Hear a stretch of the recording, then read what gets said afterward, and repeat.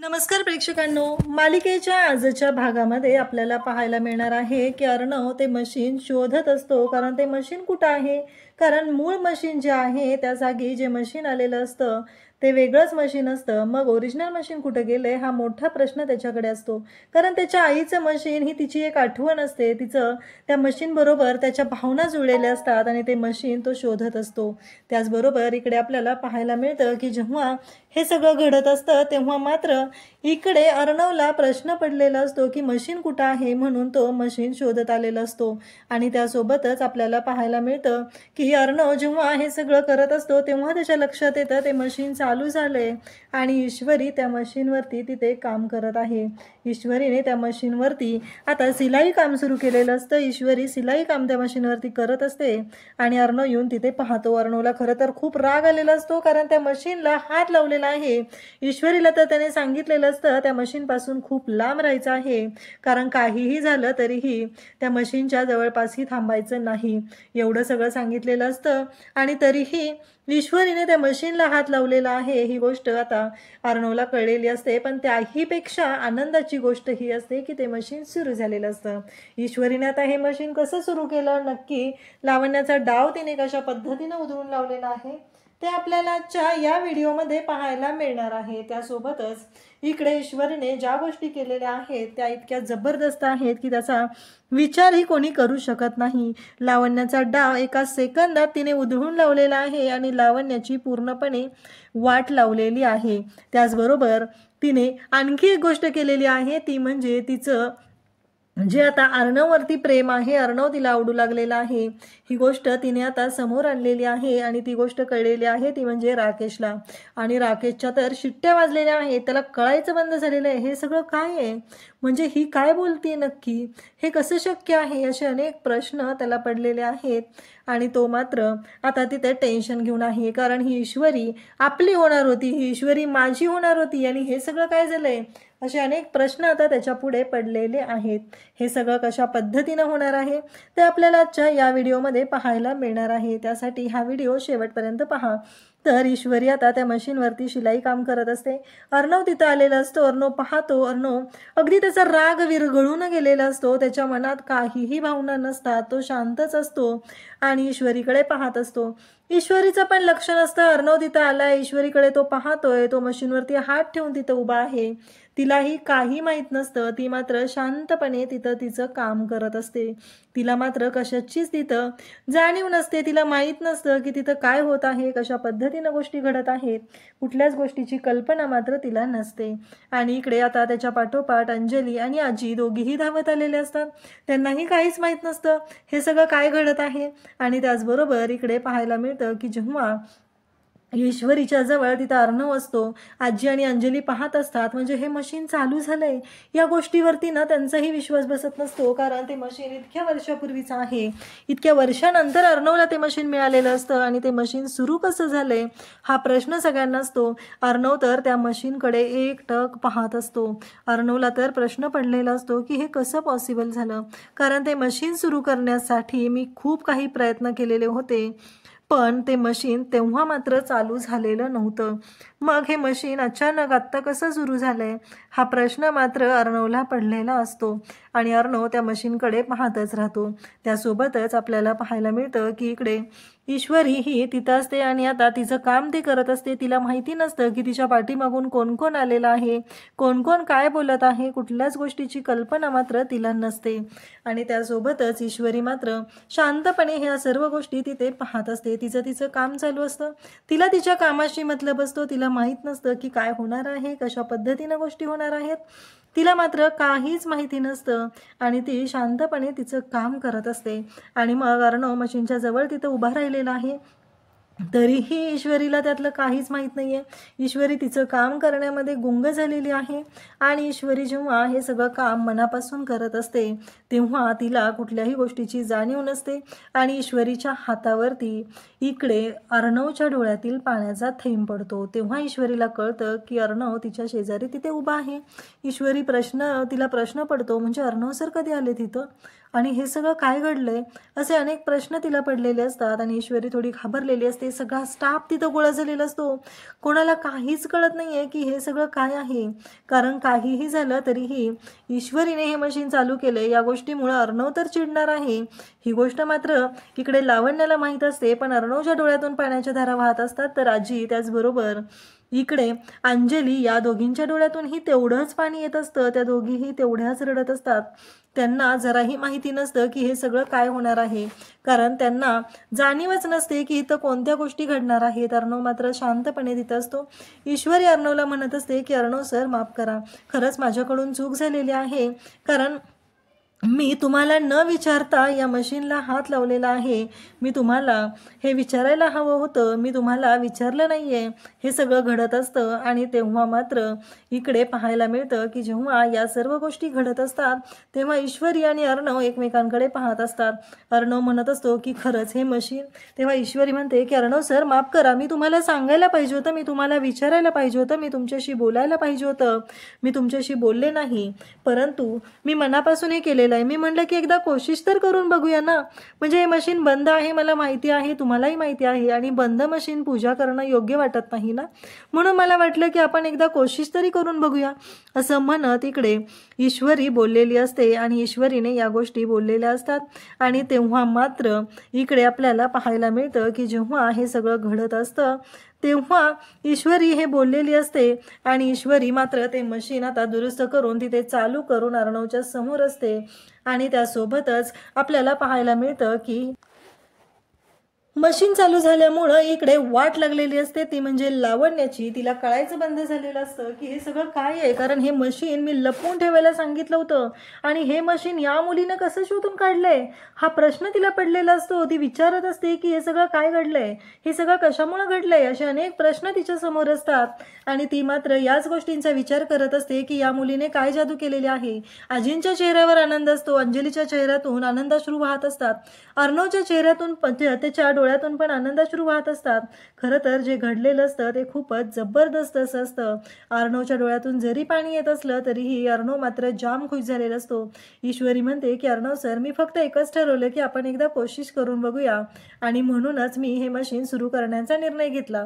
आणि जेव्हा मी ठरवलं हे मशीन आपण सुरू करून बघूया, काय होतंय ते मला बघायचं होतं, आणि फायनली मी तो निर्णय घेतला आणि हे मशीन सुरू झालं, असं ईश्वरी इकडे अर्णवला सांगत असते.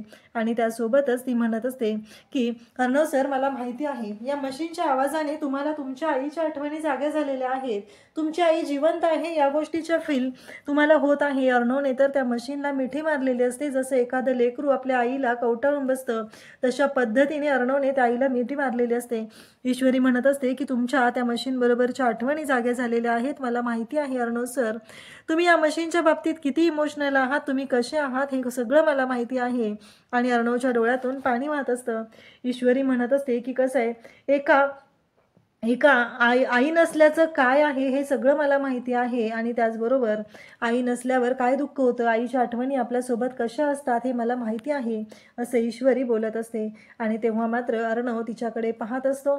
अर्णव मात्र त्याच्याकडे शब्दच नसतात, त्याच्याकडे शब्द भांडार त्याचं संपलेलं असतं अक्षरशः, कारण त्याने मशीनला कवटाळलेलं असतं. ईश्वरीचा हात तिथे असतो, ईश्वरीच्या हातांवरती त्याने डोकं ठेवलेलं असतं आणि तो मात्र ईश्वरीच्या हातावरती डोकं ठेवून तिथे रडत असतो. आजी तिथं समोर आलेल्या असतात आणि आजी पण अर्णवला तिथे मदत करत असतात. मग आजी अर्णवला जवळ घेतात. ईश्वरीला इकडे अंजली मिठी मारते आणि म्हणत असते की ईश्वरी, खरंच मी तुला ना किती थँक्यू म्हणू, कसे आभार मानू मला कळतच नाहीये. आज तू माझ्यासाठी काय केलंय हे मी तुला शब्दात नाही सांगू शकत. ईश्वरी, खरंच खूप मोठा आनंदाचा धक्का दिलेला आहेस तू, असं इकडे अंजली बोलत असते. आणि मग अर्णव पण म्हणत असतो. तेव्हा ईश्वरी म्हणत असते, मला माहिती आहे या मशीनच्या आवाजातून तुम्हाला तुमच्या आईच्या आठवणी, आईसोबत घालवलेले क्षण आठवत आहेत.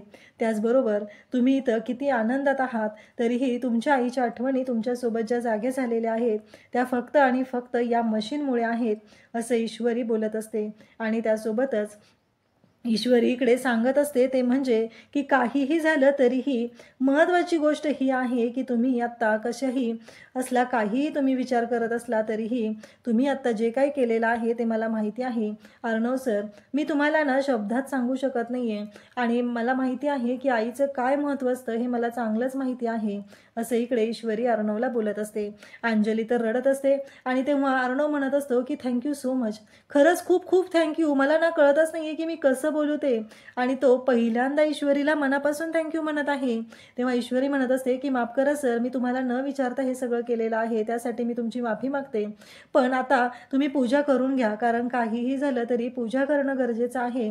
मी ना बाजूला थांबेल, तुम्ही मला सांगितलंय ना मी आता काही काम करायचं नाहीये, या गोष्टींपासून लांब राहायचं आहे, तर मी खरंच बाजूला थांबेल, मी नाही येणार तिथं, असं ईश्वरी म्हणत असते. तेव्हा ईश्वरीला अर्णव म्हणत असतो की आजपासून माझी PA म्हणून पुन्हा जॉईन व्हायचं आहे. आणि अर्णवने ईश्वरीची नोकरी फिक्स केलेली असते आणि सगळ्यात मोठा आनंद झालेला असतो तो म्हणजे आजीला आणि अंजलीला. ईश्वरीने अर्णवचं मन जिंकलेलं असतं आणि फायनली ईश्वरीची नोकरी फिक्स झालेली असते. तेव्हा अर्णव म्हणत असतो की लावण्याला विचारून माझी कॉन्फरन्स होणार आहे, त्या सगळ्या डिटेल्स तुम्हाला घ्यायच्या आहेत, कोण येणार आहे, काय होणार आहे, कॉन्फरन्सचं सगळं शेड्यूल मला द्यायचं आहे. म्हणजे फायनली पुन्हा एकदा ईश्वरीने बाजी मारलेली असते. लावण्याची वाट लावत ईश्वरी पुन्हा एकदा अर्णवची PA झालेली असते. लावण्याने भरपूर प्रमाणात कोशिश केलेली होती, पण ईश्वरीने मात्र तिचे सगळे डाव हाणून पाडलेले असतात आणि त्याचबरोबर दाखवून दिलेलं असतं की काहीही झालं तरीही मी म्हणजे कोण आहे. कारण ईश्वरीने करून दाखवलेलं असतं आणि अर्णवचं चॅलेंज तिने पूर्ण केलेलं असतं.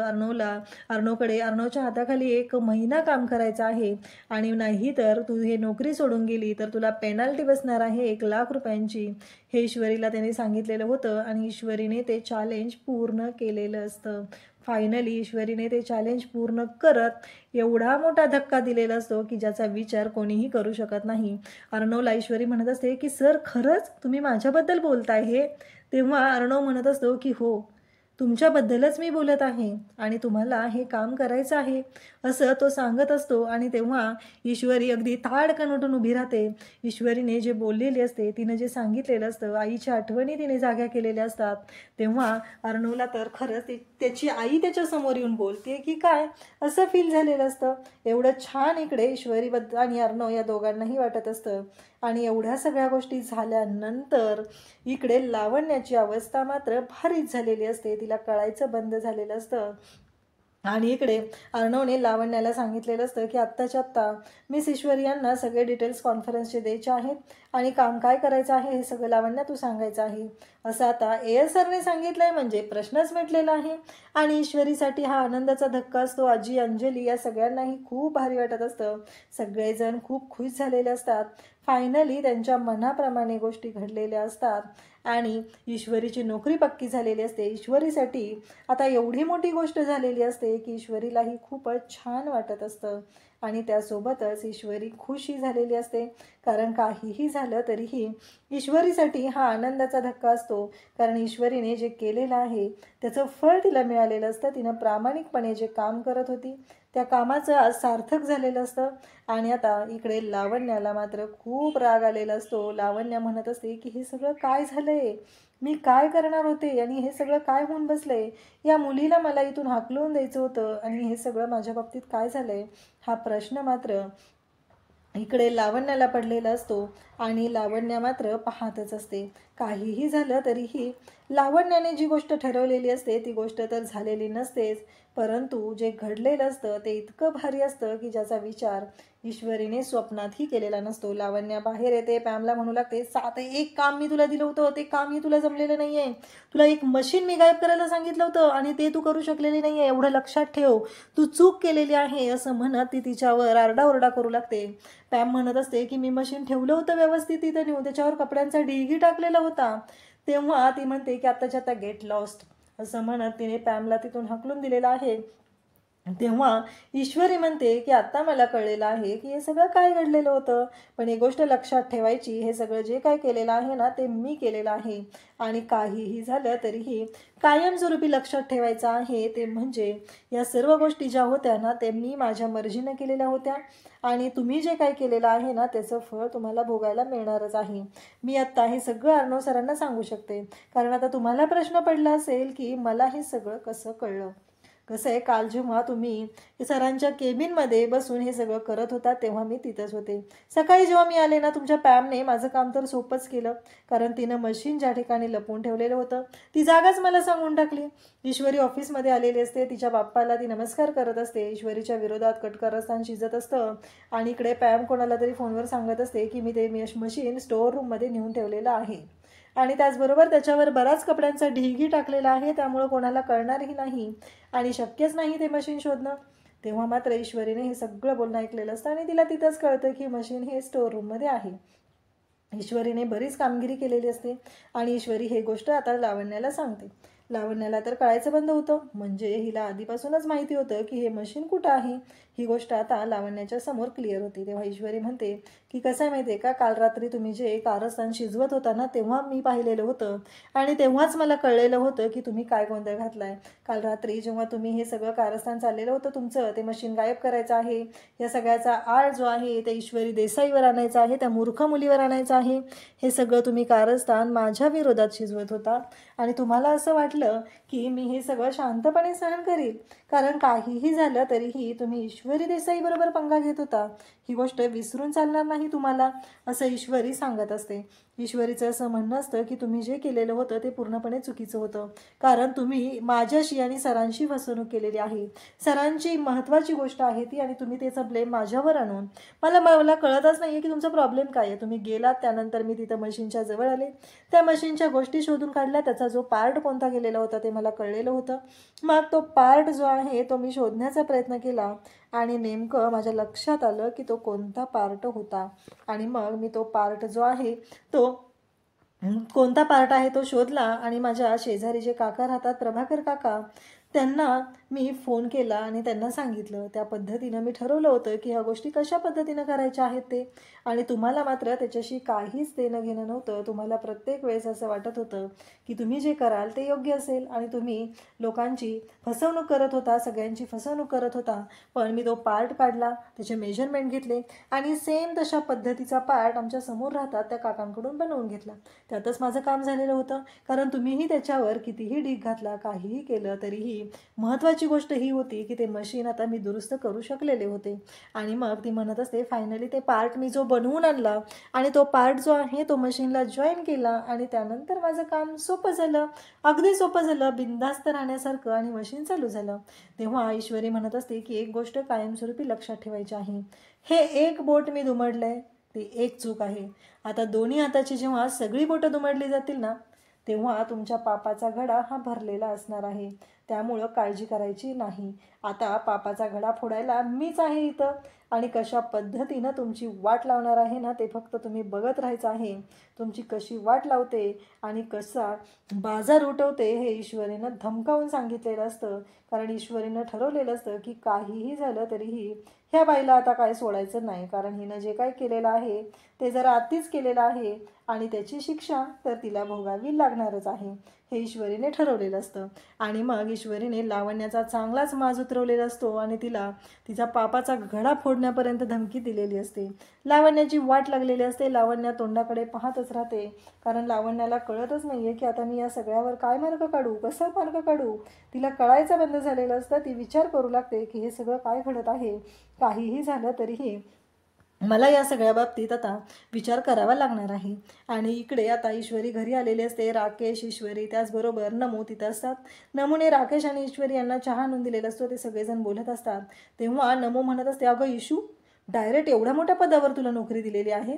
तेव्हा इशू म्हणते की हो अगं दिली त्यांनी. तुला माहिती आहे का अर्णव सर कसे आहेत, त्यांनी मला नोकरी दिली आणि माझी नोकरी फायनल झालेली आहे, असं ईश्वरी सांगत असते. तेव्हा मात्र राकेश जो आहे तो पाहतच राहतो.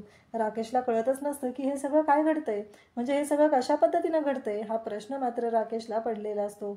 आणि राकेश तिच्याकडे पाहत असतो. त्यासोबतच आपल्याला पाहायला मिळतं की राकेश खरं तर त्याला राग आलेला असतो आणि ईश्वरी तिथं म्हणत असते की मला ना अर्णव सर आता आवडायला लागले, तो फडतूच चंद जो आहे ना तो मला आवडायला लागलाय. असं ईश्वरी जेव्हा बोलते तेव्हा राकेशच्या हातामध्ये जो कप असतो तो तसाच हात दाबला जातो आणि तो कप थाडकन फुटतो आणि ईश्वरीला मात्र धक्का बसतो. कारण ईश्वरीला माहीतच नसतं की तिनं काय गोंधळ घालून ठेवलेला आहे. तो कप तर तिथं फुटलेला असतो आणि ईश्वरी मात्र पाहत असते. नमू पण ईश्वरीकडे पाहत असते. ईश्वरीला खूप आनंद झालेला असतो आणि ईश्वरीने तो आनंद जो आहे तो व्यक्तही केलेला असतो. आणि त्यासोबतच नमू ईश्वरीकडे पाहत असते. ईश्वरी इतकी खुश झालेली असते. राकेशच्या हातामध्ये ती काच फुटलेली असते. त्याच्या हाताला तो कप लागलेला असतो. त्याच्या हातातून रक्त येत असतं आणि त्या क्षणी नमू आणि ईश्वरी या दोघींना कळायचं बंद होतं हे सगळं काय घडलं. कारण काहीही झालं तरीही हे सगळं कसं काय शक्यच नाही आहे हा प्रश्न पडलेला असतो. राकेशच्या हातातला कप फुटलेला असतो आणि ईश्वरी मात्र राकेशकडे पाहत असते. नमूला आणि इशूला दोघींना पण कळत नसतं की हे सगळं काय घडतंय. आणि अचानक राकेशजींच्या हातातला कप फुटलेला आहे आणि ईश्वरीकडे ते पाहत आहेत. ईश्वरी राकेशकडे पाहत असते. हे सगळं काय झालं, अचानक राकेशजी यांना अचानक काय झालेलं आहे हा प्रश्न तिला पडलेला असतो आणि ती राकेशकडे पाहत असते. खरं तर राकेशला या गोष्टीचा राग आलेला असतो. ही गोष्ट आवडलेली नसते, ती म्हणजे की ही मुलगी जी आहे ती अर्णवच्या प्रेमात पडलेली आहे. आणि राकेशला मात्र त्या गोष्टीचा खूप राग आलेला असतो आणि राकेश मात्र इशूकडे रागाने पाहत असतो आणि त्याला धक्काही बसलेला असतो. म्हणजे ही इंदोरी जिलेबी आता आपली राहिलेली नाही आहे, तिने तर त्या अर्णवला स्वीकारलेलं आहे. ही गोष्ट मात्र आता त्याला सहन होत नसते आणि त्याला मात्र आता प्रश्न पडत असतो की आता कसा मार्ग काढू या सगळ्यावरती. ही इंदोरी जिलेबी तर आता माझी राहिलेली नाही आहे. तर तो मात्र तिच्याकडे पाहत असतो आणि ईश्वरी राकेशकडे पाहत असते. अशाच अपडेटसाठी चॅनलला सबस्क्राईब करा. थँक्यू. व्हिडिओ आवडला तर लाईक करा, शेअर करा, कमेंट करा. ईश्वरी आणि राकेश ही तुमची ह्यांची जोडी तुम्हाला आवडेल का? त्याचबरोबर ईश्वरीसाठी राकेश हा खूपच मरत आहे, पण त्याची वाट तर ईश्वरीने स्वतःच लावलेली आहे. आणि त्याचबरोबर त्यांच्या बाबतीत आपल्याला कळणार आहे राकेश हा अंजलीचा नवरा आहे हे सत्य आता ईश्वरीच्या समोर येणार आहे. त्यामुळे ईश्वरी राकेशची तर पुन्हा वाट लावणारच आहे. त्याचबरोबर इकडे राकेशचा हा जो काय बाजार उठवायचा आहे तो ईश्वरी कशा पद्धतीने उठवणार ते आपल्याला पुढे पाहायला मिळणार आहे. अशाच अपडेटसाठी चॅनलशी कनेक्टेड राहा. थँक्यू.